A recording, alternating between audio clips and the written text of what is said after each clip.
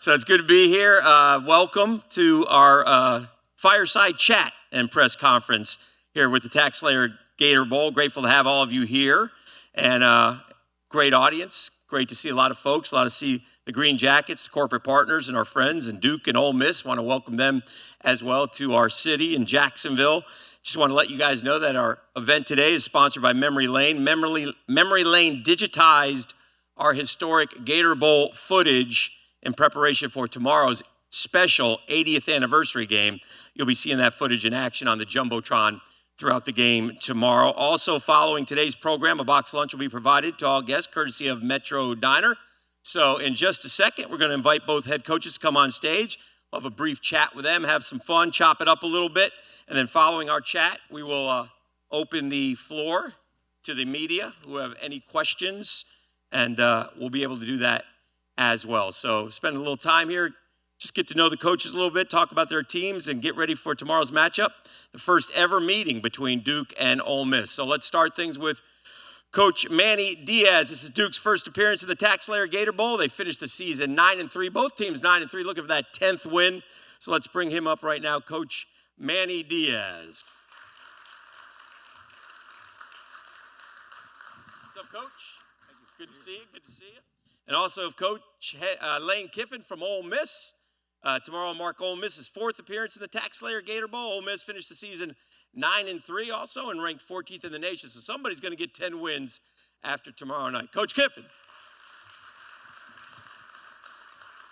How are you? Good to see you. Good to see you. Let's have a seat here. Talk some ball, talk some stuff.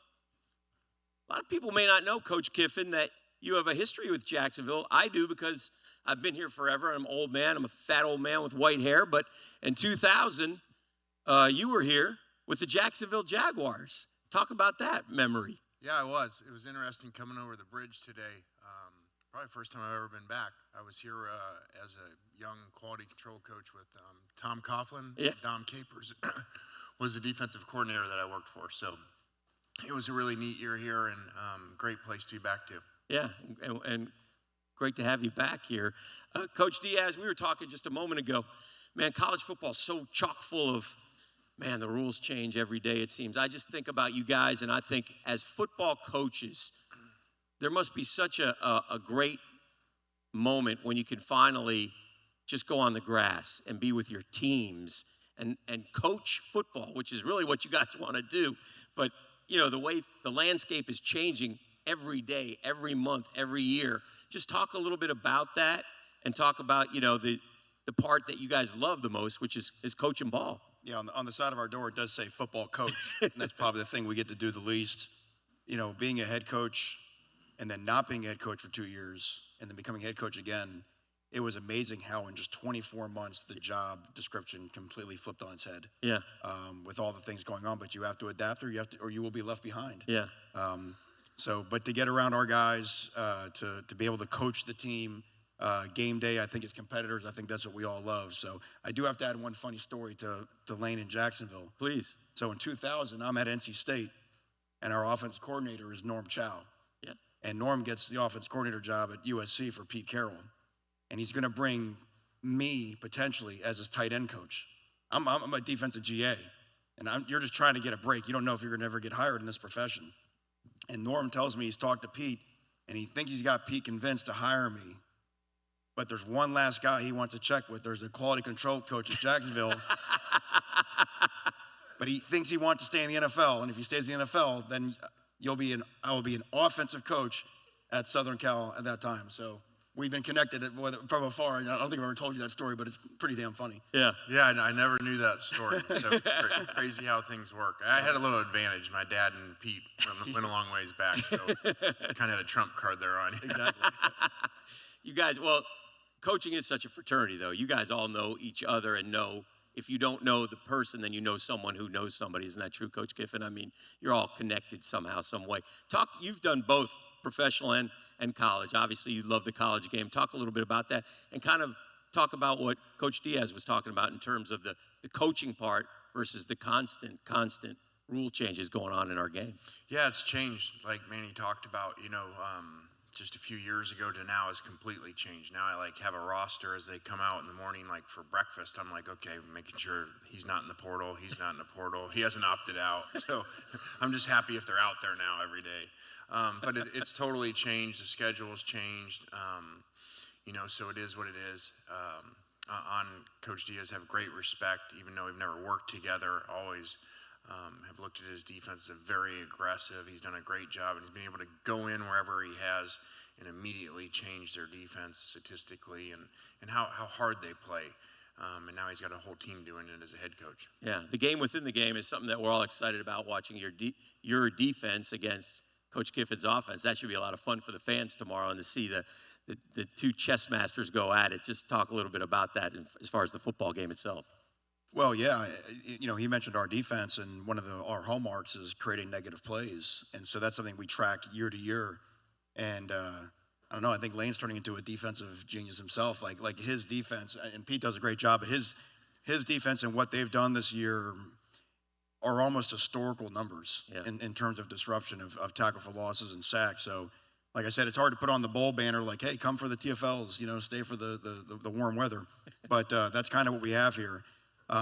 Offensively, of course, I've always had a lot of respect for Lane, very creative. I think what we want to be defensively is what he is offensively, which is always in attack mode, always trying to get other teams out of their comfort zone, and I think that's one of the more difficult things about the game is when you have two teams that are trying to attack, who's really dictating the terms. Mm-hmm. Coach, you got a special relationship, I know, with your quarterback, and you have had a great quarterback room while you've been at Ole Miss. Just talk about Jackson and what he's meant to your program here, as you have had 2 great years in a row with him. Yeah, Jackson's been an amazing leader to come in and over the 3 years set a bunch of school records. I think most wins and most yards and those things. But his impact and his legacy that he leaves in the younger players is amazing, in the younger quarterbacks. So he's been great. I think, in a lot of these games, non-playoff games, we see so many, players opt out of playing that are going to be draft picks. And I think for him to come out right away and say he's playing impacted a lot of our other players. I think that in a lot of times nowadays would have opted out to prepare for the draft. So he's amazing. Yeah, and Coach Diaz, I know with you guys, you started great. You had a tough loss with SMU. Lost the next one, but you got them back and got them rolling again. How did you do that? How did you accomplish that? Could have went south, it didn't. You got these guys playing good football after a midseason couple losses, and were able to finish with 9 wins. Well, my first go-around at Duke, you realize these are not normal guys. Right. I've been blessed to coach at some really, really, awesome programs and schools. The kids that Duke attracts they're just unique. Mm-hmm. You can't get into Duke without having the ideal of hard work, discipline, sacrifice. You had to have that, and as coaches, a lot of times we're the first person ever to instill that in the people we get to coach, and that's one of the fun parts of our job. Mm-hmm. At Duke, you don't have to worry about that. Our guys are extraordinarily resilient. They're very mentally tough. We had a great record this year in 1-score games and coming from behind, and so they don't flinch. They just come in every day. It sounds almost like a cliche thing a coach would say, but our guys don't have bad days. I mean, they want to be coached. They want to get after it, and it's been one of my most rewarding years as a coach just because of who they are every day. Well, like I said, congratulations to both of you guys. I thought before we open it up to questions, this is an honor, Coach Kiffin, Coach Diaz, so just bear with me, but I'm just going to try to help myself a little bit here. Coach Kiffin obviously is big on Twitter, as you know, so I thought, if you don't mind, I'll just do a quick selfie here. Everybody smile. Coach Kiffin, thank you. If you could like that, by the way, I'd appreciate it. At Dan Hicken, I'd like to get a few more followers, so if you don't mind that, I thank you very much. We're going to open it up to some media. Anybody who has any questions for Coach Diaz or Coach Kiffin?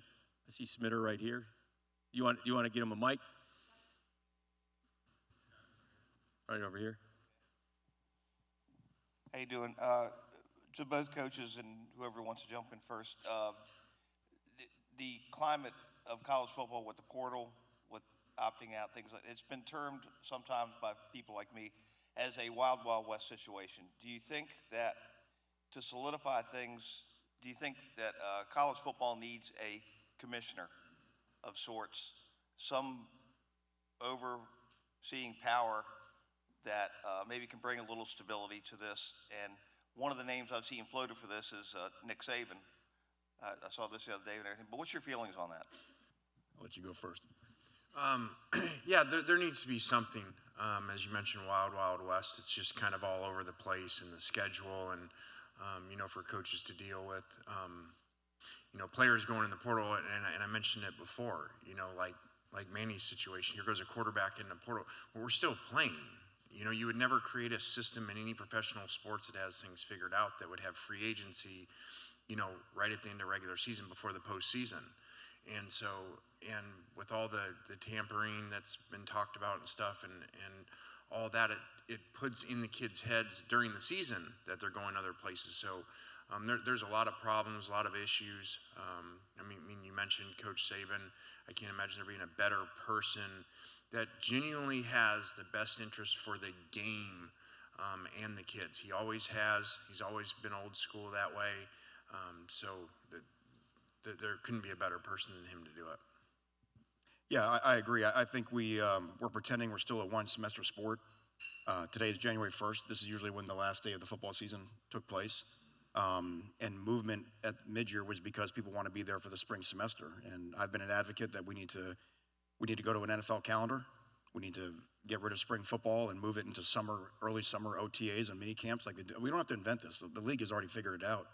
And it's ludicrous, like Lane says, to have player movement while the season's going on. And the only reason that's the case is because kids want to be at the spring semester at their next stop. And why do they want to be there for the spring? They want to be there for spring practice. So if we can take away the incentive to move midterm, we can finish a season. Penn State played last night. They have played 3 games since we played our final regular season game. And if all things go well for them, they will play 2 more games, right, all the way to January 20th. So the season, we're a spring sport now. We need to just act like that. And the last thing I'll say on the commissioner, I agree. I think Coach Saban would be phenomenal as a commissioner, but it doesn't matter who the commissioner is.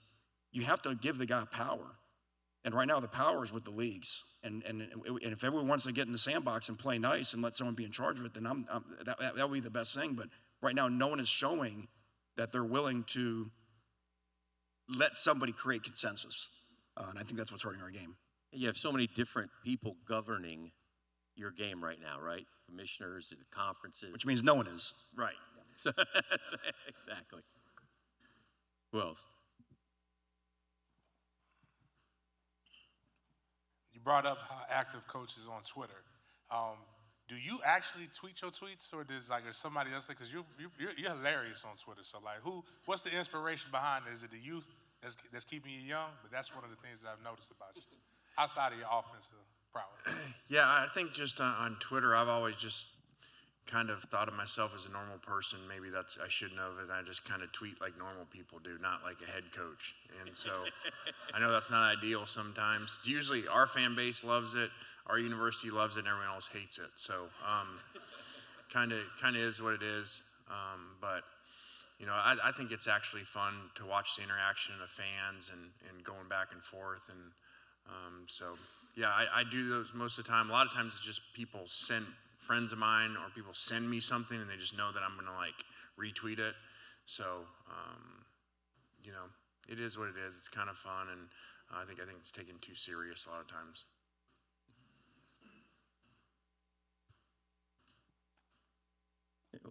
Got one here, one here. I'd just like to give Coach Diaz a chance to, when we had the opening teleconference a couple days after Selection Day, he talked at length about Kennedy Charles, and I want to give you another chance to brag on the local kid from Orange Park High School. Kennedy, defensive tackle, he transferred from Liberty. He told me that he had 4 good years at Liberty, got his degree, but he was looking for a fit for his skills. And he said he scouted the teams he might go to. And when he saw that you were going to Duke, he kind of was gravitating towards that situation.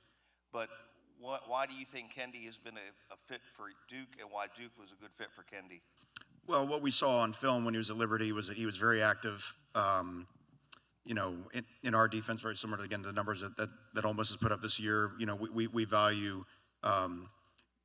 change of direction, movement skills, and guys that can finish plays in the backfield. You can't be where we are in tackle for losses unless you get your feet across the line of scrimmage, right? So I think that system fits Kendi very well. There's just a very particular guy that we look for with our defensive tackle play. But it's wild because I think about it, it was almost a year to the day when we really were going hard after Kendi and in this crazy world of portal, which coach understands. I mean, it's like speed dating, and so to assess how people are going to be a perfect fit when you're really recruiting maybe over a 72-hour period is about how it went. And but I'll say Kendi on our team has really bonded with our guys. I think as great as he's been for Duke, I think Duke has been great for him as well. And I think he's got the respect of everybody in our locker room. Along those lines, what's it like for you guys when the season ends? You have to re-recruit your players, right? You're recruiting high school players. You're paying attention to the portal.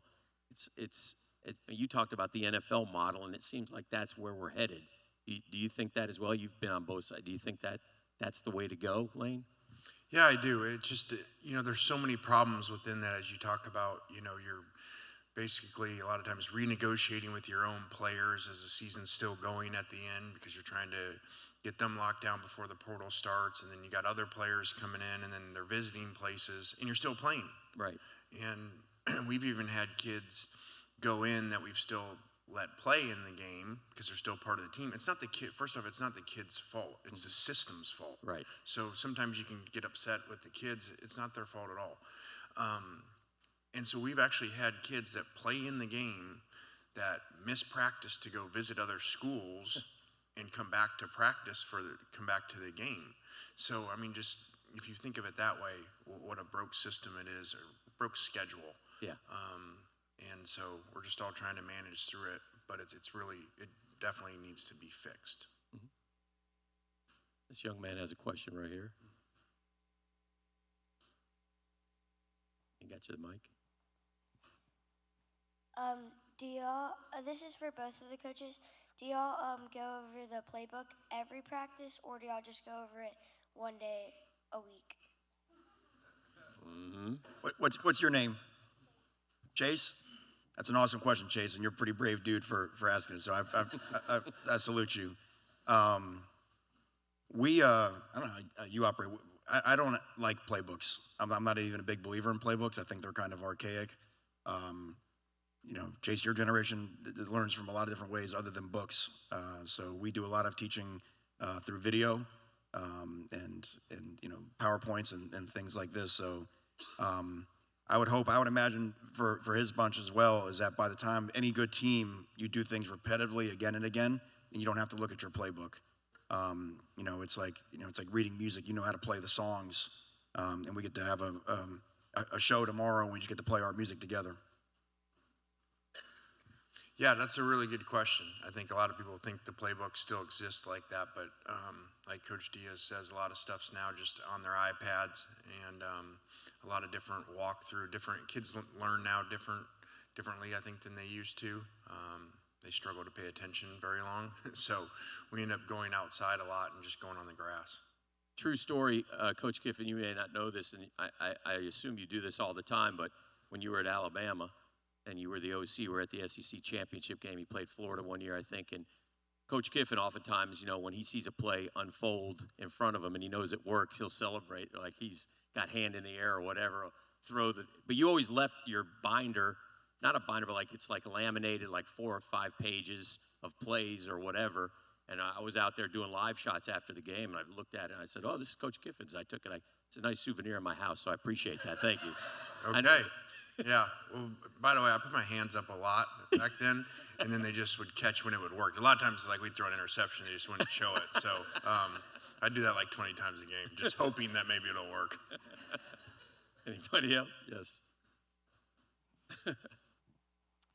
Coach Diaz, with this being your first bowl appearance as Duke's head coach, what does this opportunity mean for you and your team?